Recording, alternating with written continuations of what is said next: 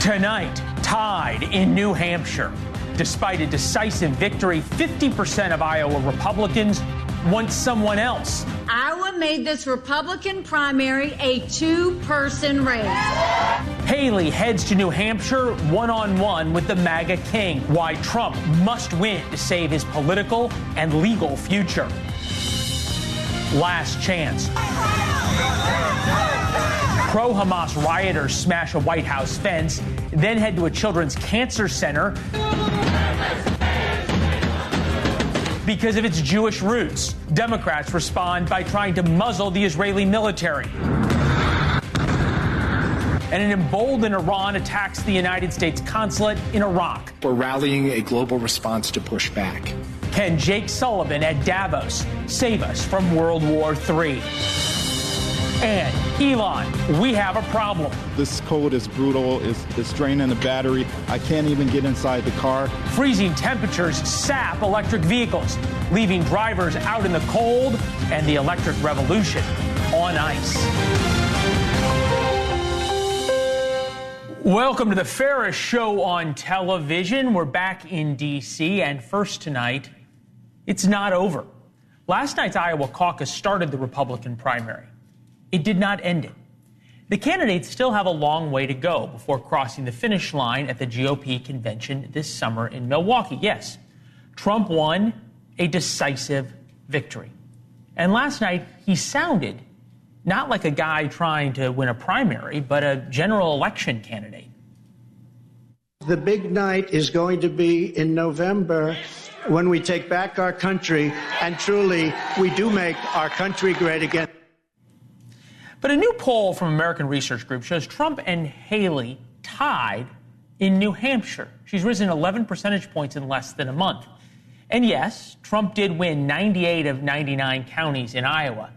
But for one vote in a college town, he would have won all 99. And with that, CNN has declared the race effectively over. Remind people Donald Trump's going to be the Republican nominee. You made the point earlier that the Biden campaign watching this tonight, they want this settled. They want to see Donald Trump as the front runner. Well, the Biden campaign and CNN, for that matter, wants Trump as the nominee. It's great for CNN's ratings and lets them cut away from his speeches, as they did last night, so their anchors can make sanctimonious speeches of their own. We have an invasion of millions and millions of people that are coming into our country. I can't imagine why they think that's a good thing. Donald Trump declaring victory with a historically strong showing in the Iowa caucuses. All right, so let's be fair about this. If we think about the Iowa map, Trump won all but one county. He should have. He won Iowa by 8 points against Joe Biden.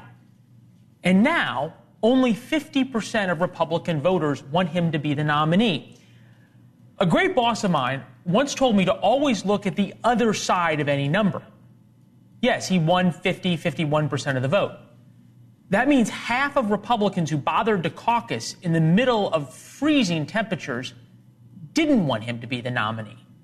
Iowa as a state is ready-made for Trump. It's a rural state, high evangelicals, below average nationally in college education and average income. These are Trump's people. And yet only 50% of the people who showed up want him. We start tonight with Eric Erickson, host of The Eric Erickson Show and author of arguably the best conservative morning newsletter. It says in the script, arguably. We're going to take that out. It is the best conservative morning newsletter. Eric, it's good to see you. You sent out a missive this morning. It's Donald Trump's party. How can it be your party when you only get 50%? Well, I think the other side of the number is actually negative 14.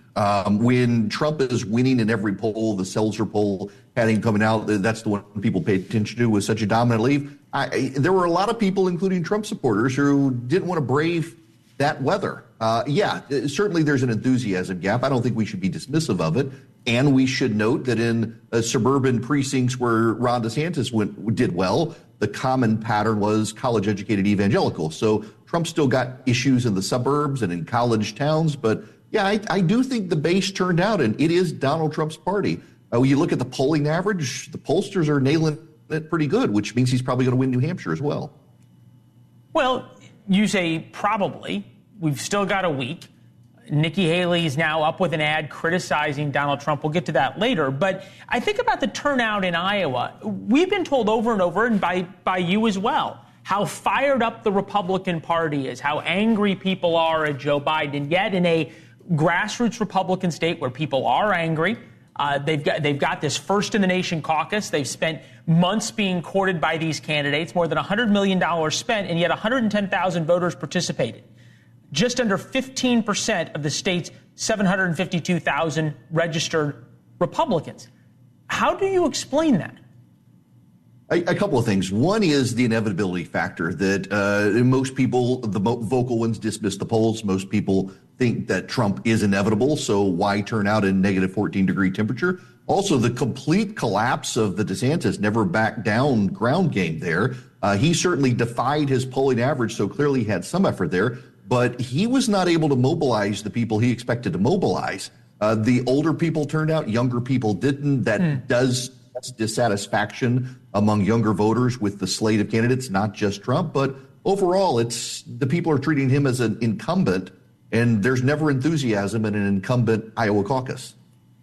We're looking right now, live pictures in New Hampshire, where Vivek Ramaswamy has taken the stage to introduce Donald Trump, the person he was running against up until last night. Do you agree with Nikki Haley that this is a two-person race between her and Donald Trump? Asterisks if she can win New Hampshire? Yeah, absolutely, I do. Nikki Haley's the only one left with money. She's the only one left with an organization in New Hampshire that could possibly take him on. She's gotten very close. We actually don't know the effect of Chris Christie getting out of the race yet. I've always been skeptical of ARG, not just this year. I always have been. So I want to see other polls. Fair enough. Theirs. But at the same time, the DeSantis campaign has collapsed. They're behind him. They're behind Trump in Florida right now. They're out of money. Their consultants are already backbiting him on the record, which is kind of the epitome of a campaign that's at its last leg. So Nikki Haley's the last woman standing against Trump. Help us understand. And I keep coming back to this because I too was really surprised last night for a minute about Trump's number, and then I was not surprised in that it was only 50%. And when you think about Nikki Haley in Iowa getting 20%, Ron DeSantis at about the same. If Nikki Haley, if that last Des Moines Register poll had not come out, and Nikki Haley's people were telling me this in the line at the airport this morning, they were headed to New Hampshire. If that poll had not come out showing her in second place and she had gotten 18% off a poll of 15%, which was a week before, everybody would be talking about Nikki's rise today. No, you're absolutely right. Nikki Haley's rise is something people should be talking about. She's done it less online than the other campaigns. She's more out there with people. You get the sense if you're on social media that DeSantis has the dominant campaign. Nikki Haley's campaign isn't really there. They're out connecting with voters. She has run an impressive campaign. And keep in mind, Nikki Haley does have a pattern of beating frontrunners. That's how she became governor in South Carolina. If she can do this in New Hampshire, it will reset the race. I'm just not optimistic because I tend to believe the polling averages. You say not optimistic. That sounds like a man who would like to see it happen. Yeah, I actually would like to see someone other than Donald Trump. I think Donald Trump can win in November. I just think the Republicans have a great shot at taking the Senate and the House, and he will be so resource intensive because of all his legal bills that it'll deprive Senate and House races of money, that if it was Nikki or DeSantis, they would not be as resource intensive for outside donors in the RNC. They'd be an easier lift. It's always fascinating to have you on because you take it 2 or 3 steps farther out.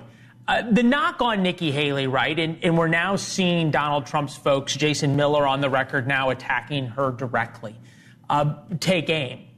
In New Hampshire, and this is a state you know well, how important, I'm guessing, is Donald Trump going after her in this sense? It might be a good thing. Does it not energize some of the independents, some of the sort of more John McCain-like, if you will, Republicans in New Hampshire? That's very much the danger for Trump in doing this because the New Hampshire electorate is not like Iowa or even South Carolina. It is much more moderate, highly college educated. Eric, hold on one second. We're just going to dip into Donald Trump. He's talking about Nikki Haley right now. Your speech last night, I thought it was inappropriate, but because it's bad for Unity is bad for the party, what she said, but you'd almost think she won. She came in third, and she lost to not a particularly great candidate, obviously, as you've seen. She lost to somebody that beat her by about 2.5 points, Ron DeSanctimonious. So I'll tell you, we have these two people. We really got to get back onto Biden and beating the Democrats and not wasting a lot of time with these two. Hey, Eric, last question for you. I think it's fascinating. Last night when Donald Trump had a national audience, he knew the American people for the first time, sort of not the politicos, not people who are deeply interested, but for the first time on network television are going to be turning in. He sounded like a general election candidate. He was complimentary. He called Ron DeSantis for the first time in a long time. And now he's back on the stump and he's back punching down. Look, he expected everybody to get out last night with a commanding performance in Iowa, and they didn't. So he'll go back into campaign mode, but he's highly transactional. When they drop out, he'll sing all their praises, including DeSanctimonious.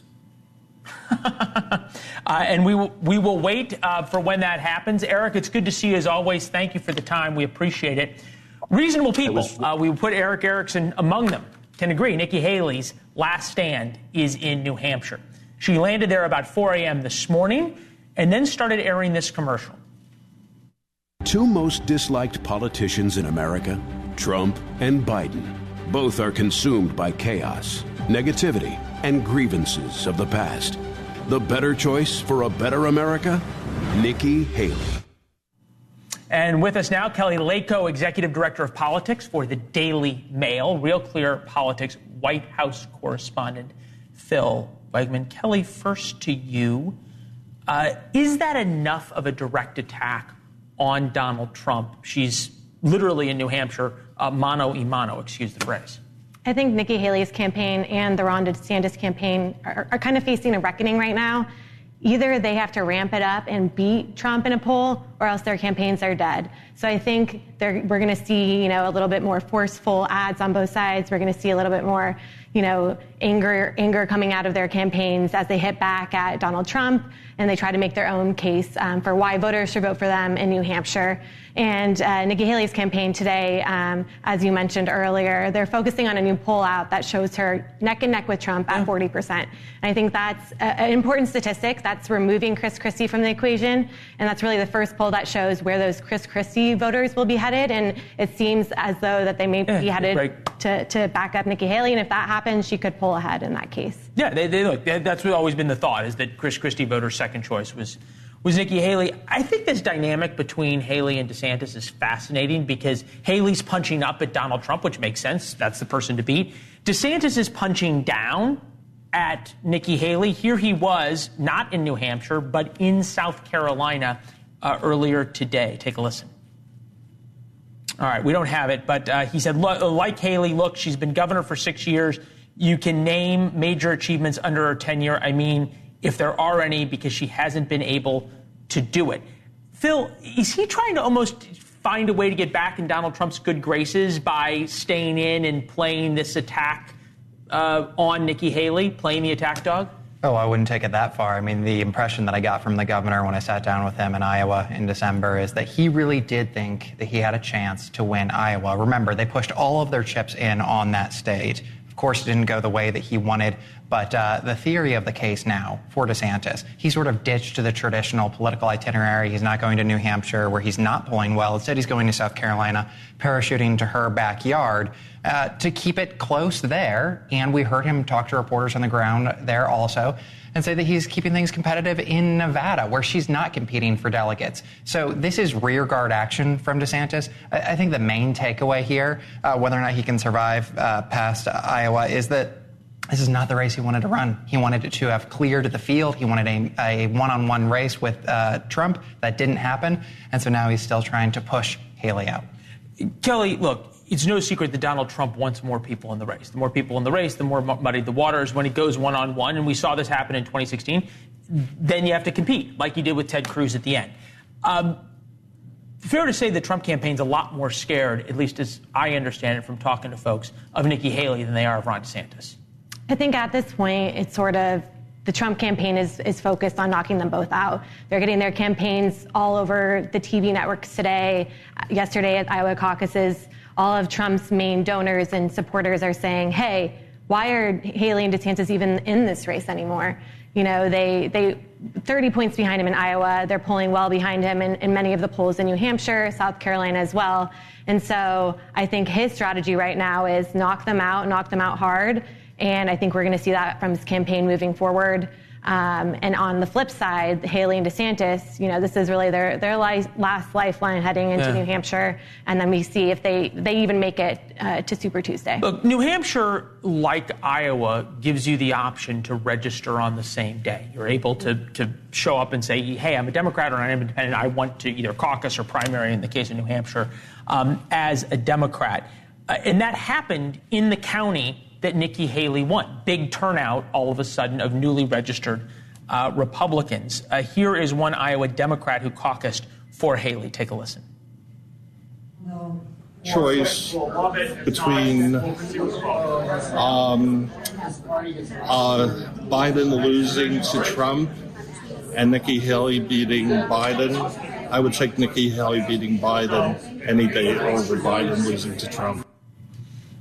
Phil, what's the dynamic going to be like in New Hampshire? I'm almost wondering if, in terms of enthusiasm and turnout and everything else, for people who are Trump agnostic, Trump sort of whatevers, or Trump haters, if this is not extraordinarily invigorating to them in New Hampshire. So right now, I'm incredibly skeptical of any candidate who says without a shadow of the doubt that they know where their supporters might go. And, you know, when I talked to Governor DeSantis, that caveat said, he said that he didn't think that his supporters would back up Haley, that instead they would migrate to Trump. That's an open question. We'll see if it's true. Governor Chris Sununu, who's Haley's big surrogate there in New Hampshire, he is of the opinion, like you mentioned earlier, that Chris Christie's folks are going to migrate to her. So, you know, we're going to figure out where everybody ends up. But the thing that's so interesting about New Hampshire is that if you look at the polling, Trump, he obviously won in Iowa by double digits. He's ahead in South Carolina. He's ahead in Nevada. New Hampshire is the one state where one of these candidates, Nikki Haley, who is surging on the strength of attracting a lot of these moderates and independents, something that she wants to keep on going, is actually within the margin of error, and not just in the ARG poll, but in the University of New Hampshire poll. If there is going to be a challenge and not a coronation, it has to start in New Hampshire. She has to build momentum there and go to South Carolina. I think it has to start with a win, too, right? You have to have something to change the narrative here. Win or go home. Hey, it's great to see you both. Thank you very much. Thank you. Appreciate it as always. Thank you. Coming up next, Jewish students are suing Harvard for failing to keep them safe on campus. How their case might change college for everybody. From the river to the sea! From the river to the sea! Palestine will be free! Palestine will be free! And drivers left out in the cold when below zero temperatures leave EVs stranded. They don't do well in hurricanes. They don't do well when it's hot or when it's cold. So why are they the future? They definitely got to work on it, because I'm out of this Tesla after today. I'm not going to ride it again. You'd rather go back to gas? I'd rather go back to gas, absolutely.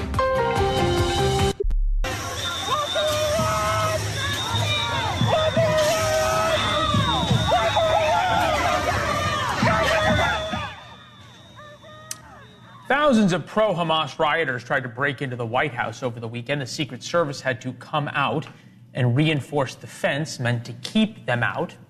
No arrests made, but part of the White House had to be evacuated. They could be heard chanting, "Yemen, Yemen, make us proud," in support of the Iranian-backed rebels who've been attacking Israel and U.S. Navy ships. Folks with similar feelings took to the streets outside a cancer hospital. Here you go. There is only one solution. MC, how many kids did you kill today? All right, so they were chanting Intifada. That's the killing of Jews, not just in Israel, but around the world, outside of a cancer hospital. They were chanting about scaring sick kids. Then today, they filled the Capitol Rotunda with these chants.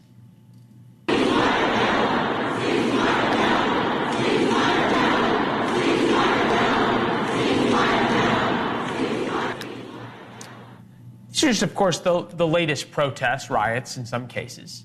been seeing tape like this for months. This October, weeks after the Hamas attacks on Israel, groups started targeting Jewish students at Harvard University.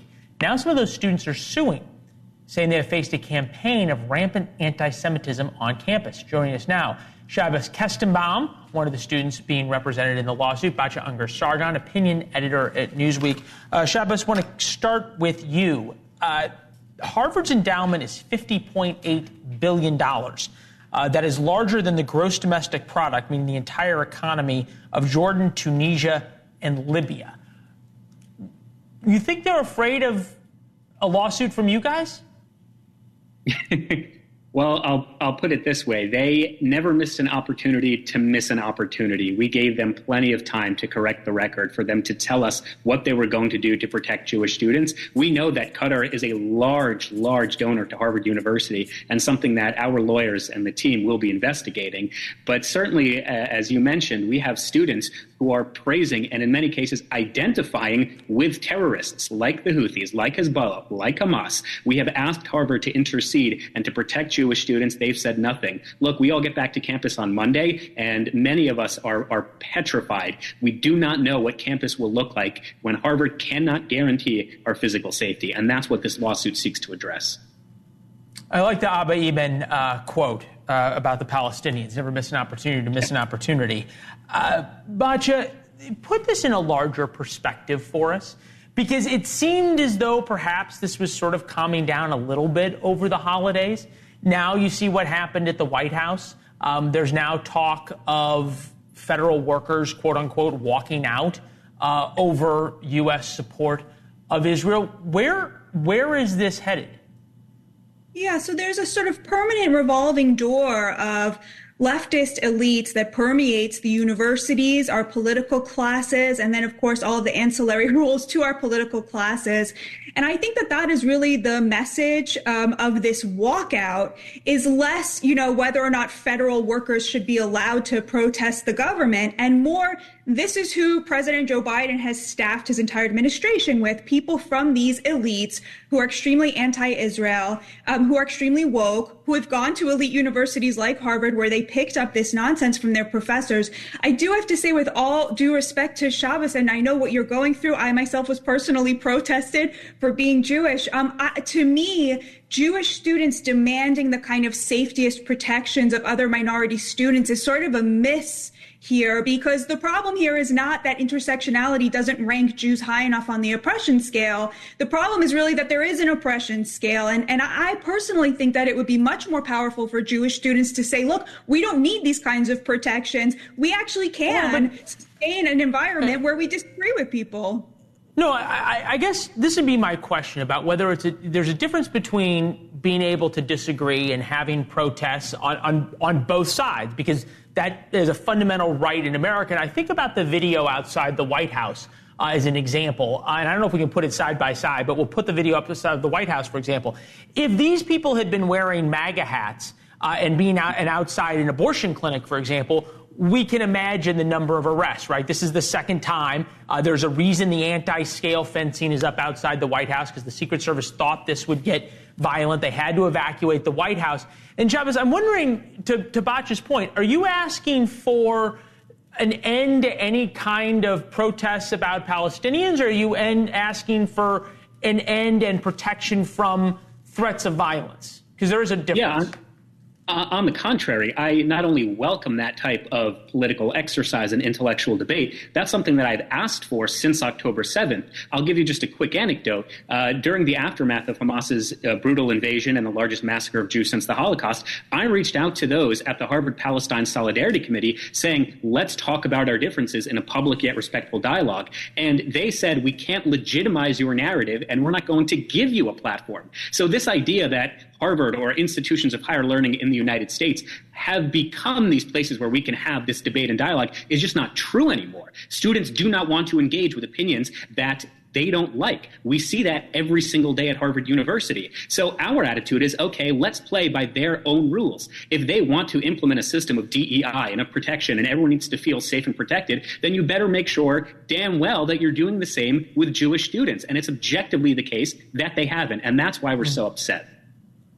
Batya, the one thing that I think has been lost all along in this conversation, I shouldn't say all along, in the first few weeks, it wasn't lost, but it is lost now, is the conversation about the hostages. Over the weekend, while the world was focused on politics, or America was at least, Hamas released the names of 3 hostages and said, you're going to learn their fate the next day, and then released another video. I'm wondering, and I can't figure out why, I can, but I'll let you explain it, why this storyline about the hostages has completely gone away. I think it's because neither side really wants to talk about it. The left, which supports Hamas, obviously doesn't want to talk about it because it humanizes the Jewish victims. But I think also there's a problem for Israel, which, as you've discussed very clearly, Leland, from the beginning, the aims of Israel in its operation in Gaza have always been in tension with each other. Eviscerating Hamas, which is, of course, a moral imperative, has always been in tension with rescuing every single hostage that they can. And so it's a very difficult thing to talk about. I have to say, this disgusting Hamas video was made for TikTok, which is an arm of the Chinese Communist Party, which has sided with Hamas from the beginning of this conflict. It is so disgusting. But again, to that revolving door, there is a new nexus of evil, and it is the Chinese Communist Party with TikTok, Iran with Hamas and Hezbollah, and the American university system. All of these people are working in concert to destroy America, and they're all deeply anti-Semitic. Yeah, well, I think you're right in terms of the way that they are interacting. And we've been continuing to report on it. Bachi, you've done some great work on it as well. Shabbos, you say classes start on Monday. Let us know how things go once you get back to campus, all right? Will do. Thank you. Yeah, thanks. Coming up next, after his historic win in Iowa, Democrats look for new ways to stop Donald Trump. What if trying to stop Donald Trump is Democrats' problem? See you in a minute. Not enough to talk about, but they're coming in from prisons and jails. They're coming in from mental institutions and insane asylums. Insane asylum, that's a step beyond. That's Silence of the Lambs. That's Hannibal Lecter. Did you ever hear of Hannibal Lecter? They're being dropped into our country. Hannibal Lecter is coming in. All right, Donald Trump talking about the border in some quite colorful terms on the stump in New Hampshire. It's a little different, Donald Trump, than what we heard last night in Iowa after his big win. He took on a very different tone, really tried to sound like a general election candidate during his victory speech in Des Moines. I really think this is time now for everybody, our country, to come together. We want to come together, whether it's Republican or Democrat or liberal or conservative. In a new poll from YouGov, he, along with Haley DeSantis, all beat Joe Biden by varying numbers. Trump beats him by 2 points. Of course, the national horse race numbers, well, they don't really matter that much. We learned that in 2016. We learned that in 2000, for that matter. In the swing state of Georgia, Trump now beats Biden by 8 points. Trump lost the state in 2020. And that's despite the storms that Trump has weathered brought by Democrats over the years, including quite a few ongoing legal challenges. He was impeached and acquitted of soliciting foreign interference in the 2016 election. He was impeached and acquitted for events surrounding January 6th, impeached and acquitted for the Ukraine situation. He was later indicted for his actions leading up to January 6th. Then came the indictment in the classified documents probe, followed by an indictment for the state of Georgia, by the state of Georgia for election interference, faced the Stormy Daniels hush money case, and of course the ongoing case over claims he inflated the assets of his New York organization, his New York businesses. With us now, George Will, NewsNation senior political contributor, Pulitzer Prize-winning columnist with The Washington Post. It's amazing. It feels as though Democrats would learn that the more they attack Donald Trump, the more they would get this person who they call a threat to democracy. It's almost like they enjoy it. It's also a terrible confession that they say this is the only man Biden can beat. Everyone can tickle that from there. And you listen to Trump, it's hilarious for him to say it's time for us to come together. This is a man who's been calling his opponents vermin up until recently. This is a man who says, it's over, let's stop, after a tiny minority of the Iowa population has voted. And the Iowa population is less than 1% of the national population. New Hampshire's is half of that. By the time South Carolina has voted, 3% of the country will have been heard from. It's a little early to call the game. No, look, there's no question he wants to call the game. The question I keep coming back to is for as much of the hand-wringing about Donald Trump by Democrats, I think they'd like to call the game as well. Oh, they would, certainly.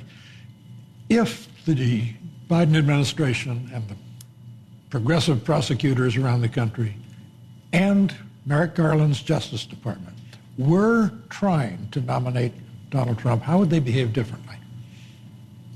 It seems to me clearly that they are trying to pick Biden's opponent. Biden's approval rating sits at 31%. Last ABC News survey, the lowest on record for a president in the past 15 years. The flip side of this would be that if the Democratic Party was worried about someone like a Nikki Haley actually having a rise, or they could not ordain through what we've talked about Donald Trump as the nominee, they would be forced to then reconsider at least Joe Biden. If Trump's margin increases, you said he's 2 points ahead. That's the margin of error. So statistically, he's tied with Biden. Haley's beating Biden by 15, 16, 17 points. Depends really at this point on how focused is the Republican nominating electorate on winning in November. Or are they in it for the pure fun of being tribal together? That's what I can't figure out, is for a Republican base that says they are so angry about Joe Biden and what Joe Biden is doing to the country. And reasonable people can agree that we got some problems here, whether it be the border, whether it be national security, we'll get to later, on and on and on. Yet that same electorate seems relatively unconcerned with picking the person who's most likely to beat Joe Biden. The question is, will they stay that way? And here's the Haley campaign's path forward. You win New Hampshire, and you puncture the sense of inevitability that is surrounding. Voters hate inevitability. They hate being told the game is over and they're going through the motions. Then if she can win in South Carolina on the 24th, I believe, of February, 10 days later, Leland, Super Tuesday, more than half the number needed to nominate of delegates, that's 1,215. More than half that number will be selected that one day, 10 days after South Carolina. Now suppose that 10 days after South Carolina, the country has been looking around saying, the air is leaking out of that balloon. He's not inevitable any more than he's as rich as he says he was. We'll see. That explains perhaps a unique confluence of interests of Democrats who would love nothing more than to run against Donald Trump, and Donald Trump who would love nothing more than to be the nominee. Mr. Will? Good to see you. It'll be a fun ride. Good to see you, sir. Coming up next, as we said, big problems for national security. Missiles shot at a U.S. consulate in Iraq, U.S. shipping in the Red Sea, and the biggest fight brewing in Washington is with our strongest ally in the region, Israel. We'll take you to Switzerland, where the Biden foreign policy team hopes to right the ship. What more could go wrong?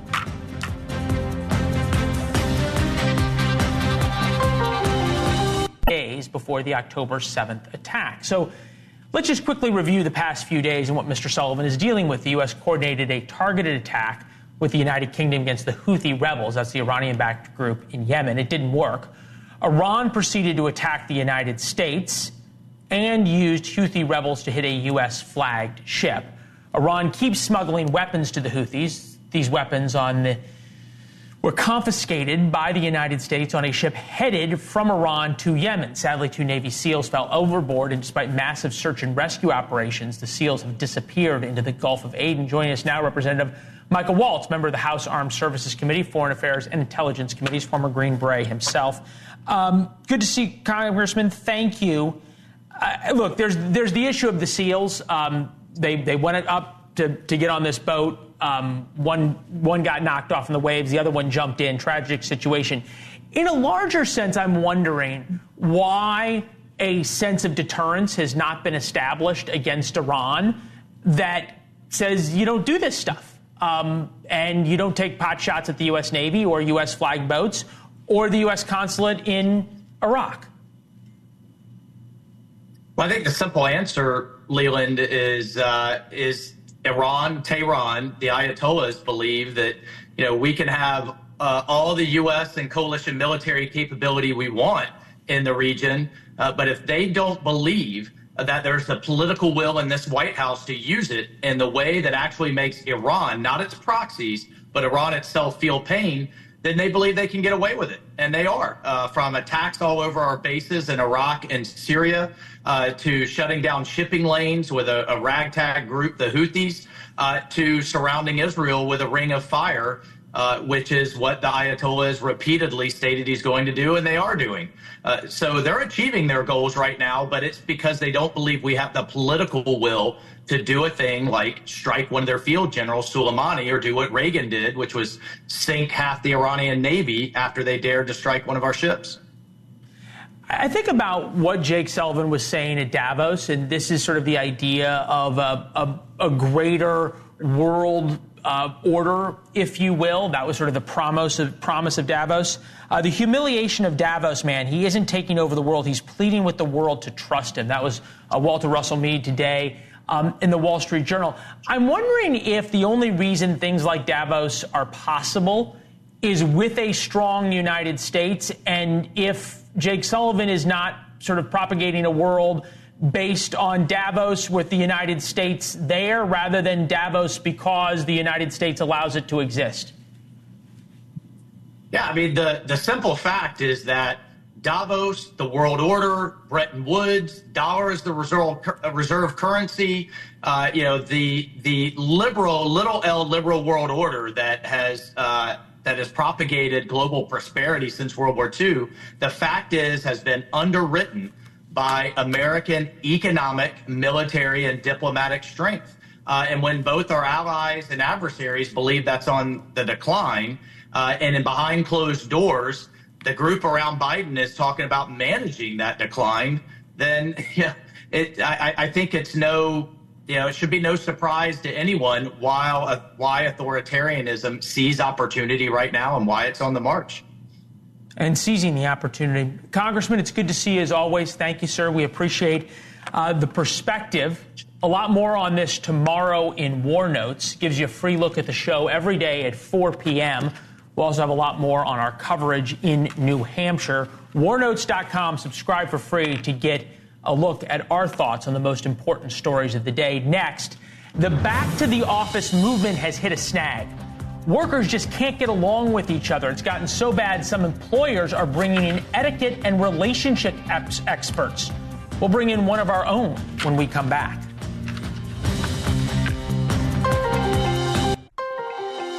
That boy is a P-I-G pig.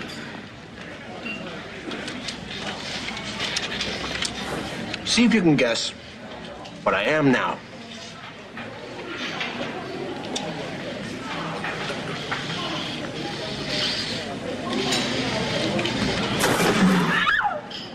I'm a zit. Get it? You expect Animal House-like behavior at college, not at work. But apparently during the pandemic, many of us somehow became Bluto. We went back to caveman-like tendencies. Thus, a new demand for etiquette and manners consulting by companies. The Swan School of Protocol founder Elaine Swan told the LA Times before the pandemic she would train staff etiquette at companies once or twice a month. Now she gets 4 to 6 requests. Keynote speaker, nationally regarded etiquette expert Thomas P. Farley. Mr. Manners is here with us now. All right, look, manners have been sort of declining, right, over time. Sir and ma'am kind of went out the window a while ago, much to my father and grandmother's chagrin. But did the pandemic accelerate it, or did we actually kind of regress as humans? Leland, I think we're dealing with two very specific issues in the workplace at the moment. And the first is, for those who've been out in the workforce for multiple decades, they started to get a little bit sloppy.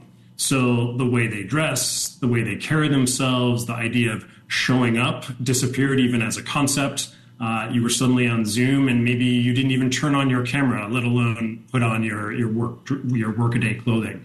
So that's the first issue. And I think people really got out of practice. And All the studies are showing that hybrid work really is our new norm for white-collar America. So you're perhaps 2 days from home, 3 days in the office. So we have this mix that's really kind of taken us out of our game. The second factor, and this is a big one, and I would say this is the preponderance of the work that I do with Business Training Works, is that young people, so we're talking Generation Z, those who came of age and moved into the workforce at the peak of the pandemic, they simply never have had that 5-day-a-week corporate experience upon which to draw when it comes to, we're not talking about teacups and sticking your pinky in the air and going to cotillions. This is not the etiquette that we're talking about. It's professional polish. So how to carry yourself in every interaction so that you show yourself to be capable, confident, and professional. And that's the focus of these programs. I'm almost wondering, though, there is a work from home class in America, right? There's sort of this elite class that has this. But I'm even thinking about for just people getting, I don't want to say this, but normal jobs, just beginning jobs, starting out jobs, that showing up, taking pride, all of those lessons that were instilled by our parents, where did all of those get lost? Because I feel like, writing the thank you notes went out a long time ago. How did we lose that other element? I think technology takes a lot of the blame, and rightly so. And along with technology, I would lump social media. So when we look at, again, Generation Z and even younger millennials, these are the first generations who literally don't care about getting a driver's license. They're happy to stay home and interact with their friends virtually. It's not about getting into the car and driving off to the mall or going to the movies. So as we're doing less and less, especially for young people, but all generations, frankly, doing less and less in person, the idea of interacting in a professional way is really... I'm going to interrupt you because the computer will cut us off otherwise. I would never interrupt an etiquette teacher. Mr. Farley, thank you. All generations are making it about themselves. Stop thinking about others. The golden rule. Here's